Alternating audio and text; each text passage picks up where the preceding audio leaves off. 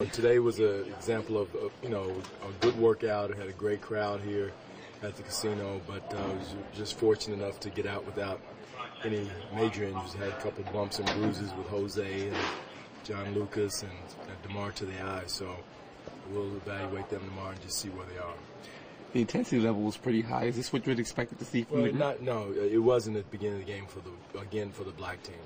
And that's a major concern, and that's something we're going to be watching closely come Wednesday night. And you can't let teams get in. It's the same old. And we've got to come out with our pants on fire and with some type of oomph, when we come out of the locker room. And if we don't, teams are just going to jump on us and put their foot on us and put us away early. And we can't rely on the second unit. Second unit's come out playing with great intensity but again, we got to do that with both units. Is there anything on John or Jose? No, not yet. No, both of them just banged, and Jose's got knee in the thigh, which is one of the worst. You won't know until tomorrow. So, but again, it's part of the game, and hopefully it'll be okay by Wednesday. But having only 2 days of practice left before the opener, pretty big setback. Yeah, well, it is if we lose him at all. But again, I'm keeping my fingers crossed and optimistic, and hopefully it's just a bump, to the thigh. Have you determined, or have you settled on a start at 75 already? Well, yeah, I have, but that's fluid too. I mean, if we come out slow, we average 30.1 or 30.2 points for the first quarter with that starting unit, and that's not good. Giving up a 30-point quarter should happen once or twice a month, and it happened in all of our exhibition games. That's what we average. So that is a major concern, and then our second group comes in and bails us out. So we'll be watching that very closely. See, you've had this camp with Alan Anderson after only having for like 20 days last year. What have you seen from him that's been impressive? He's a solid pro. He's a man, and it's a man's league.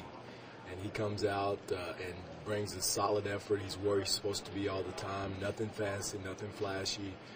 He just goes about his job, and that's what you respect about him, and that's why he's back here. So we got to have that type. He's multiple. He can guard 2s and 3s.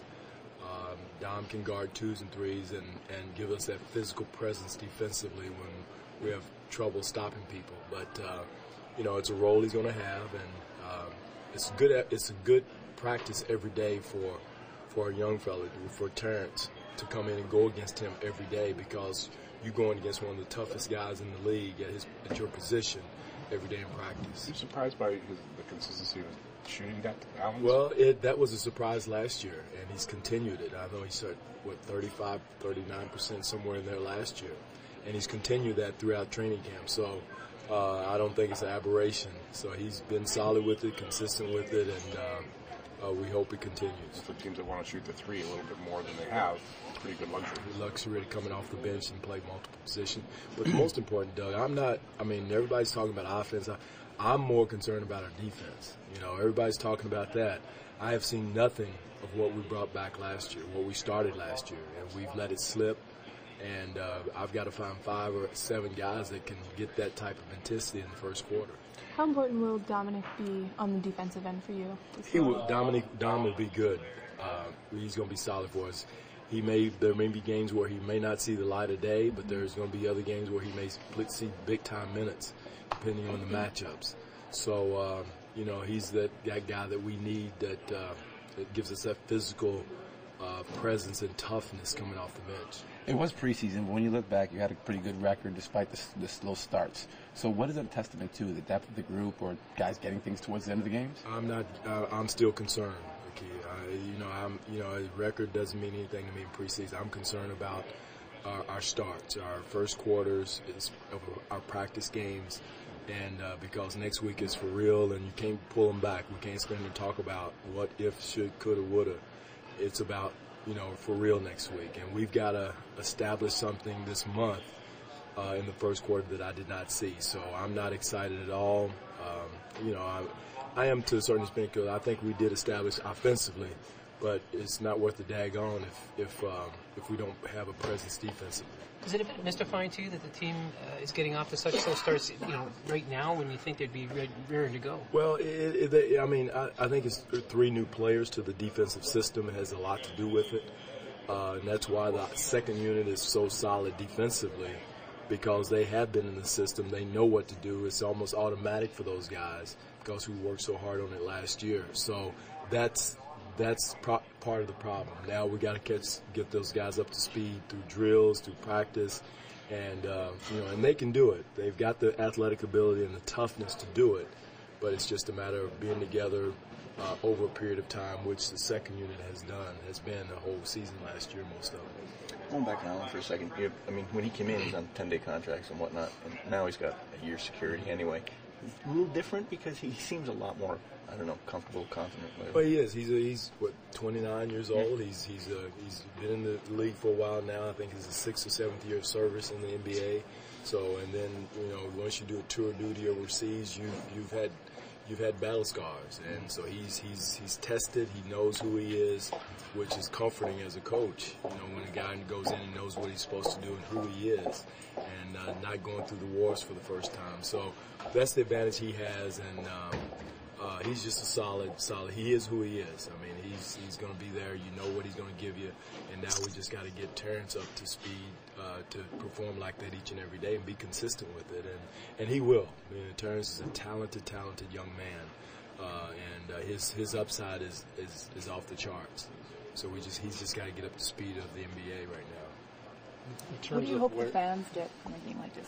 Well, the excitement of the black team fighting back. I mean, seeing the dunks and exciting plays, and I thought that was good for the fans. And we had great fans. There's so many other things fans could be doing on a Sunday afternoon. They could be in the casino gambling if they wanted to, but they decided to come in and watch us play, and we appreciate our relationship with the casino. It's big time, and they do a lot for our foundation. And but the fans were great as usual, and I think it's testament to our players that number of fans would come out on a Sunday afternoon for a scrimmage game. Do you think it was a gamble to put your player? I mean, they seemed really caught up in it. I mean, last thing you need is a couple injuries. Yeah, well, that's true in any practice, but again, it's one of those things that anytime you walk on the floor, there's a possibility of injuries, and we're hoping to get through training camp without any major injuries, and but again, you take that chance anytime you take the court. Coach, how close is Terrence to cracking a rotation at this point? It's a process for a rookie. I think Jonas has the advantage of playing in the pros for a few years as a young guy, and it's different from a kid coming straight out of college into the pros. So he's not that far behind, because one thing he can do that makes up for a multitude of sins, he can shoot the ball at the end of the day, and that's part of the process too. But the other parts, he can't just make a three and then give up three at the other end every possession, and then he's learning. Believe me, this doesn't mean that Terrence Ross is not going to play for us or not a part of. He's going to be big for he's our future. But right now, he's a typical rookie when you can stop every play for him, and he's learning. He's a sponge, and so is Jonas. But Jonas he makes up for his with his length and his athleticism at the center position.